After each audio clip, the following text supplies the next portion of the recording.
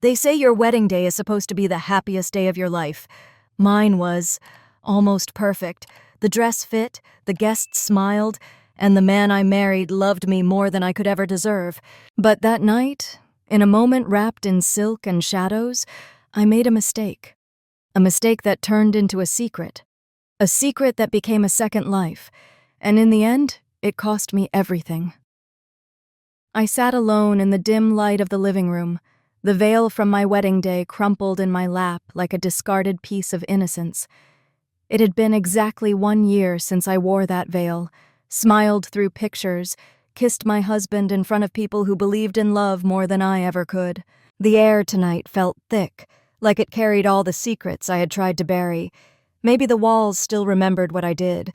They say memory is cruelest at night, when there's no one around to pretend for, when even the silence feels like it's judging you.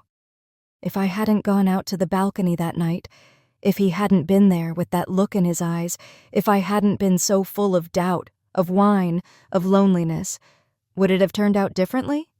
But I did go out, and he was there, and I was lonely. Our wedding had been beautiful, or at least that's what people told me. I barely remembered the details now, just flashes, the soft clinking of glasses, James's mother dabbing her eyes, the ocean wind tangling my hair. James had laughed a lot that day, holding my hand so tightly, like he truly believed we were beginning something real. And maybe we were. For a few hours. I didn't expect to see Ethan, James's older brother, standing by the balcony rail, staring out at the sea like he didn't belong to the world inside. He turned when he heard me, and our eyes met. There was a beat of silence too long to be innocent. He didn't smile. Neither did I. "You should be with your husband," he said, his voice low, like it carried something unsaid beneath it. "He's passed out," I replied, trying to sound casual. But nothing about the moment was casual. Nothing about him ever was. The rest, I wish I could blame on the alcohol. I wish I could say I tripped into sin like it was an accident, like the night deceived me. But the truth? I knew exactly what I was doing. Every inch, every breath, every moment between that first look and the touch that followed was laced with danger, and I welcomed it. When his hands found my waist, when his lips brushed the skin behind my ear, I didn't pull away. Pull. I closed my eyes and gave in to something I didn't have a name for. Not love, not lust even. Something darker, something desperate. And the worst part? I didn't feel guilt. Not right then. I felt alive. It wasn't until I slipped back into the bedroom, found James snoring softly with his arms stretched across my side of the bed, that the shame hit me like a wave crashing into stone. My wedding dress clung to me, wrinkled, tainted, and I whispered into the darkness, "What have I done?" That night was supposed to be a beginning. Instead, it became the first lie of a life built on betrayal. The morning after should have been a celebration. There were still rose petals in the hallway, half-filled champagne flutes sitting like forgotten dreams on the kitchen counter. James kissed me with a smile that held no suspicion, no shadow. He asked me how I slept. I said, "Fine." He looked into my eyes, and I prayed he wouldn't see anything deeper. He didn't. He just smiled again and kissed my forehead, as if nothing in our world had shifted. But it had. I had. For days after, I avoided looking at Ethan. I kept my head down during family breakfasts, used James as a shield. But every time Ethan walked into the room, my skin prickled with the memory of his touch. I hated myself for it. I hated how alive I felt when he was near, and how easily I had begun to anticipate the sound of his footsteps. He didn't try to speak to me, not at first, just silent glances, the kind that burned, that felt like open secrets floating between us. Maybe he was testing me, seeing how long I could pretend. I tried to pretend. God, I tried. It was about a week later when the first message came. "Do you always lie that easily? No name, no greeting." No, just those 7 words blinking on my phone screen like a taunt. I didn't reply. I deleted it. Then I stared at the blank screen for an hour, trembling. But the next night, he sent another. I still remember how you tasted. This time I didn't delete it. I told myself it would stop, that I would never respond, but silence became its own language. He knew I wouldn't tell. He knew I wouldn't leave. And I think that's when the game began. A week passed. James went on a 2-day business trip to Los Angeles. It was the first time I'd be alone in the house since the wedding. I made tea. I took a long bath. I tried reading, but the words blurred. I heard the doorbell ring around 9 p.m. When I opened the door and saw Ethan, something inside me broke loose. He didn't wait to be invited in. He stepped past me like he already belonged there, and in a way, he did. He carried a bottle of bourbon, wore that same smirk that made me want to slap him or kiss him. I wasn't sure which. Maybe both. "What are you doing here?" I asked, though my voice lacked conviction. "You didn't say stop," he replied, and poured himself a drink. "So I came."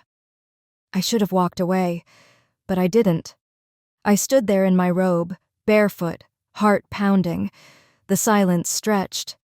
And then, it happened again. Not like the first time. There was no drunken haze, no excuses, only heat, only hunger. I clung to him like a secret I never wanted to tell, like a wound I couldn't stop touching. Afterward, we lay tangled on the living room floor, the bourbon untouched on the table. I stared at the ceiling and felt the first wave of real fear. "What are we doing?" I whispered. Ethan didn't look at me. He lit a cigarette, took a drag, and exhaled slowly. "Whatever we want," he said. But he was wrong. We weren't free. We were bound. By guilt, by risk, by the thrill that only comes from knowing everything could fall apart. That night, when he left, I locked the door behind him and cried in the dark. I pressed my hand to my mouth to muffle the sounds. I didn't want the walls to hear me again. And yet, the next time James kissed me, I kissed him back. I smiled, cooked him dinner, made love to him under the same sheets I had betrayed him in. I became 2 women. One was a wife, devoted, gentle, careful. The other was a flame, reckless, hungry, waiting for Ethan to call again. I began to live for the stolen moments. We met in the back seat of his car, in empty hotel rooms, in the dark corners of the guest house. Sometimes he was rough, sometimes gentle, but always, always, he made me feel like someone else. And that, perhaps, was the most dangerous part. Because slowly, I stopped recognizing the woman James came home to. And the woman Ethan touched in secret? She began to look more and more like me. The beginning of the end came quietly, not with screaming or slamming doors, just silence. The kind of silence that makes you stop in your tracks because something feels off, like the world is holding its breath. James had been acting different. He still kissed me every morning, still brought me coffee with just the right amount of cream, still wrapped his arms around me in the kitchen while I cooked. But something behind his eyes had shifted. He watched me too long. He asked fewer questions, but when he did, his voice was softer, as if he didn't want to hear the answers. And then, one night, I caught him staring at me while I slept. I opened my eyes to find him propped on one elbow, his face in shadow. I whispered his name, and he said, "Do you love me?" I didn't know what to say. I lied, of course. I said yes. He smiled and kissed my forehead, but it didn't reach his eyes. He turned away, and we never spoke of it again. Not in words. I should have known then. He had seen something. Maybe it was a message I forgot to delete. Maybe it was the way I flinched when Ethan walked into a room. Or maybe he'd simply begun to feel it, the weight of a wife who flinched in her own skin. The confrontation happened 2 weeks later, a rainy evening. One of those slow, gray hours where time moves like molasses and you feel everything too much. James came home early from work. I was in the kitchen, stirring soup, humming to myself just to fill the silence. He walked in, dripping from the rain, and placed his phone on the table with a quiet thud. "Whose number is this?" he asked. I looked. It was Ethan's. My mouth went dry. My hands froze above the stove. I wanted to say something, anything, but all the words died in my throat. "Ella," he said, his voice breaking like a branch under pressure. "Tell me the truth. I think there's a moment in every affair where fantasy dies. That was mine. Not during the sex, not during the guilt, but right there, in my husband's kitchen, under the flickering light, with steam rising from the pot and tears already forming in his eyes. I said nothing, and my silence became confession. He didn't scream. He didn't throw anything. He just broke. Not in noise, in stillness. He sat down on the kitchen floor and pressed his palms to his eyes, like he was trying to push the truth out of his skull. I knelt beside him. I reached out. "Don't," he whispered. "Please, don't. I've never felt so hated, and I've never felt so small." That night, he didn't sleep beside me. He didn't speak. He packed a small bag and left the house without another word. Ethan didn't return my calls. He had vanished, as if the part he played had ended and he'd walked off stage without looking back. Days passed. Then a week. Then 2. The house became a grave. Everything reminded me of what I lost. Not just James, but myself. The girl who wore the white dress and said, "I do," believing she could be loved. The girl who ruined everything just to feel something real. I stood in front of the mirror and didn't recognize my reflection. Pale skin, dark circles, hollow eyes, a wife, a liar, a ghost. Then the divorce papers came. Plain envelope, no return address. Just his signature and a note in his handwriting that read, "You were the only thing I never doubted. And you killed that." I signed them that night. And when the ink dried, something inside me shattered. There was no fight, no second chances, no dramatic declarations, just an ending. Quiet, cold, final. I thought Ethan would reach out. He never did. He had taken what he wanted and left me with the ashes. I wanted to scream. I wanted to blame him. But deep down I knew. I had made every choice. I had opened every door. I had let the fire in. Now I had to sit in the wreckage and breathe in the smoke. It was almost a year before I saw Ethan again. I had moved to a smaller town a few hours north, into a modest apartment with thin walls and a view of nothing. I found work at a local school, teaching literature to disinterested teenagers who didn't know a thing about betrayal, or maybe just hadn't named theirs yet. No one there knew I had once been a wife. No one asked why I never smiled for photos. I liked it that way. I lived quietly. I woke early. I read poems out loud to empty rooms. I learned to eat dinner alone without flinching at the silence. And yet, some nights I still reached across my bed in the dark, half expecting warmth. It never came. Then, one Friday afternoon in early spring, I walked into a bookstore downtown and saw him. Ethan. He looked older. Not aged, just hardened. His jaw was still sharp, his hands still tucked casually in his coat pockets like he didn't owe the world anything, but there was something colder in his eyes. Or maybe I was just seeing clearly for the first time. We locked eyes. Neither of us smiled. He walked over. I braced myself. "Didn't think I'd see you again," he said. "You disappeared. You stopped being interesting." The words hit me with more honesty than cruelty. There was no affection in his voice, no regret. He wasn't trying to hurt me. He was simply done, just like that.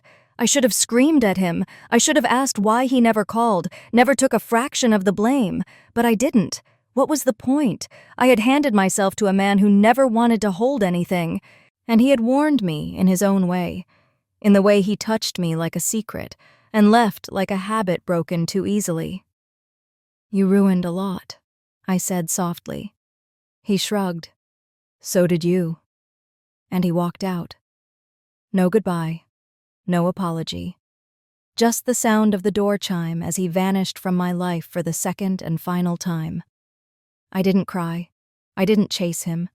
I just stood there, surrounded by shelves of forgotten stories, and realized mine had finally reached its last chapter. Later that night, I pulled out the box I kept in the back of my closet, Wedding photos, old text messages I hadn't deleted, one of James's ties I couldn't bring myself to throw away. I sat on the floor and looked at his face, the way he used to look at me when he still believed I was someone worth choosing. And for the first time in months, I said his name out loud. James. It tasted like regret and warmth and everything I lost. I didn't ask for forgiveness. I didn't deserve it. But I whispered, I'm sorry. To no one. To the air. To whatever part of him still existed inside me. Then I closed the box. I didn't throw it away. I wasn't ready. But I didn't open it again either. That was enough. Now I live simply. I teach Shakespeare and pretend not to notice the girls in my class who carry wounds they can't name. Sometimes I see myself in them. The quiet ones, the ones who flinch when someone raises their voice, the ones who laugh too loudly at things that aren't funny. I tell them to read Othello carefully, not because of the jealousy or the murder, but because sometimes love can't survive the lies we tell to protect ourselves. I no longer chase the fire. I've learned to live with the smoke. That's the thing no one tells you about desire. It doesn't kill you in the moment. It leaves you alive long enough to feel the weight of what you've burned down. And I felt it. I still do. But I'm still here. And sometimes that's enough. Sometimes it's not the screaming that breaks you. It's the silence. It's the way someone stops looking at you the same way. The way a home still smells like love long after it's gone.